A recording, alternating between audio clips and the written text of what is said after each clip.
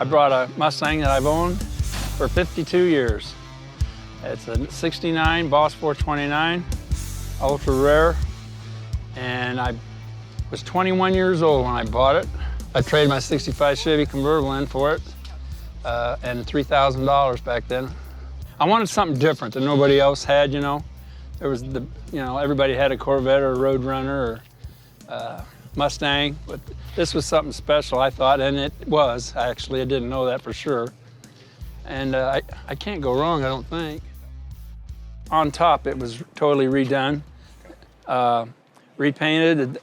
The engine's been gone through a couple times, actually 2 or 3 times in its lifetime. That's all original. This picture was 1970. My mother decided to take a picture of that. I didn't think much about it at the time, but I'm glad she did. That's me there when I was 21, dark hair, thin. And then here in 2019, I decided, actually a buddy of mine decided, he said, why don't you go over at the house, take the car over there, and take another picture of it like you did back in 1970. So yeah, I'm about 80, 90 pounds heavier and all gray-headed now, but the main thing is I still got the car. My favorite thing about this car is how long I've owned it, 52 years. And I've always heard about people saying, I wish I would have hung on to mine. I wish I'd have hung on to mine many times.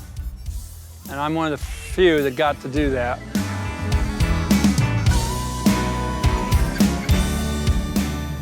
My name is Monty.